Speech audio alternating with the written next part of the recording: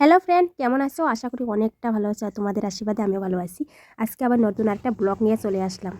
আর হ্যাঁ, সকাল সকাল আমি ব্লগটা শুরু হচ্ছে রান্নাবান্না দিয়ে। আর এখন বাজে হচ্ছে 5টা। তো আমাদের এখানে 5টা ঘন্টি বাজার সাথে সাথে আমি কিন্তু উঠে গিয়েছিলাম। আর আমি 5টার আগে উঠি, 4টার দিকে উঠি, কিন্তু ভীষণ ঠান্ডা পড়ে গিয়েছে আমাদের এখানে। তো ঠান্ডার জন্য আর উঠি নেই। তো তারপরে 5টা বাজার পরে উঠলাম। তো উঠেই আমি যে রান্না বসায় দিলাম। রান্না বসায় দিয়ে কী কী রান্না করছি সেটা বলি তোমাদেরকে।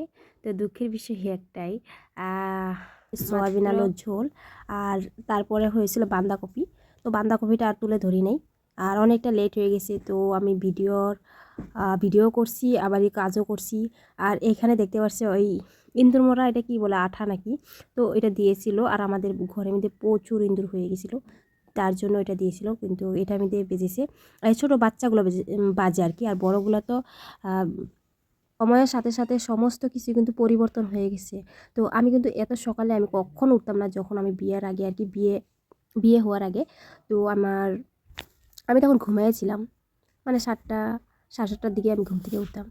আর এখন বিয়ের পর মানে ভাবি যে যত তাড়াতাড়ি উঠতে পারি তত তাড়াতাড়ি আমার কাজগুলো শেষ হবে। তার জন্য সকাল সকাল খুব সকালে উঠি, ঘুম থাকে না চোখে, মানে কি বলো, মানে তো সত্যি মানে ভাবলে না কেন যেন অবাক হয়ে যাই।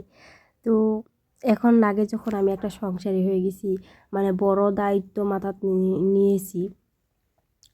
বাচ্চা টাচ্চা দেখতে হবে, সংসার দেখতে হবে, বাড়ির কাজ টাজ করতে হবে।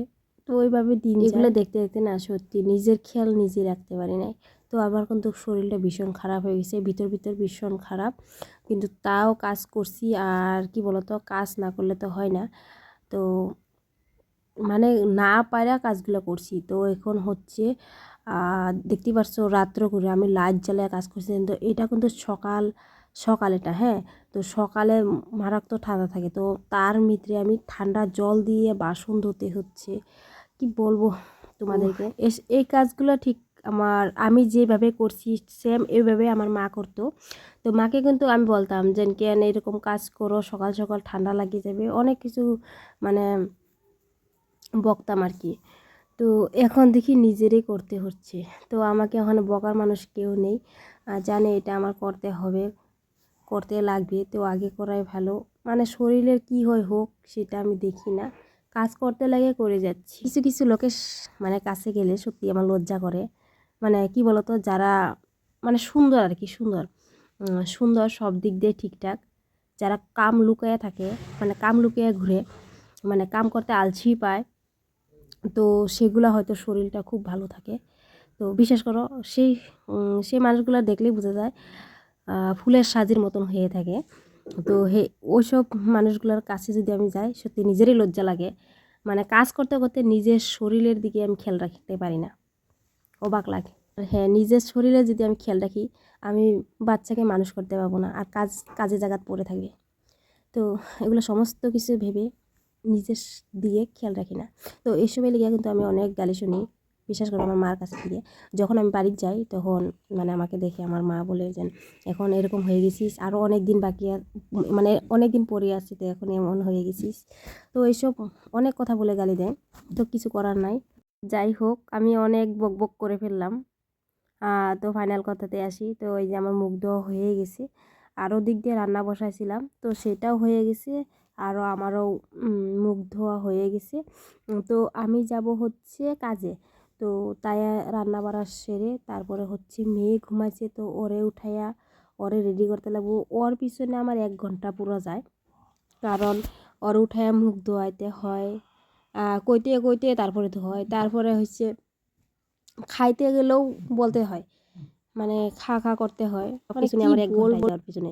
তো তাই আর কি তাড়াতাড়ি আমি আর কি নিজে রেডি হচ্ছি, তারপরে ওরা রেডি করামো। কারণ ওর পিছনে যদি আমি পড়ি তাহলে আমি নিজে রেডি হইতে পারবো না, কারণ যা লেজি আর কি বলবো। বাচ্চাদের তো বলতে বলতে তারপরে করে, হয়তো কইতে কইতে খায়, কইতে কইতে এটা করে। আর আমি খাইলে ওরে আমার সাথে খাবো, আর যদি আমি না খাই মানে ওকে যদি আমার সাথে বসে যদি না খাওয়ায় তাহলে হয়তো খাবে না পরে, মানে খাওয়া নিয়ে অনেক মানে মর্জি করে আর কি, আমার সাথে খাওয়াত হয়ে যাবো ওরে। আর এইখানে আমার দেখো তরকারি হয়ে গেছে। বলছিলাম বরেকে পুঁই শাকের ডুগা আনতে, ওই নিয়ে এসে বুসা কি বলবো বুড়া বসে যে এটা কাটা হয়ে গেছিল, তো সেই আগাটা নিয়ে আইছে। তো যেগুলা নিয়ে আইছে না সবগুলো আগা ছাড়া। তো কি বলবো, তো এগুলো আর রান্না করব না, কারণ এগুলো আমার এখন এগুলো তো কি কয় এটা শাল হয়ে গেছে ভিতরে, মানে বুড়া এটা। তো সেটা নিয়ে এসে এগুলো এখন ফেলাইতে হবে। ওই যে বলছিলাম বলে আমার ভুটি কি বলবো, আমার হাসি পাচ্ছে। কথায় আছে না, যে কুটা দিয়ে যদি বাগুন পারো তাহলে কখনো বাগুনটা হাতে আসবে না, ঠিক হাত দিয়ে পারতে হবে। তো নিজে নিজে করতে হবে। ওই যে লোক দিয়ে কাজ করাইলে তো আবার নিজেই করতে হয়। যে আমার বলছিলাম ওরে যে 2টা পুঁইশাকে টুকাই না দাও, হেই সেই আমারে যাইতে হয়েছে। তো তাই আর কি আমি করছি, কি বলবো, লোক দিয়ে কিছু কাজ হয় না, নিজে আমার কাজের লগে যদি কেউ কাজ না মিলে তো আমি নিজে নিজেই করি, কারণ আমার কেউর কাজ পছন্দ হয় না। আমার মতন যদি করতে না পারে তো আমার কেউর কাজ পছন্দ হয় না। আমি নিজে নিজে করি, হয়তো অনেকটা লেট হোক যেটাই হোক, তো আমি নিজেই করি। আর এখানে ফাইনালি চলে আসলাম আমি বিছনাতে। তো মেয়ে এখানে ঘুমায় আছে, ওকে আমি উঠা দিয়ে চাইছি কিন্তু ওই উঠতে চায় না।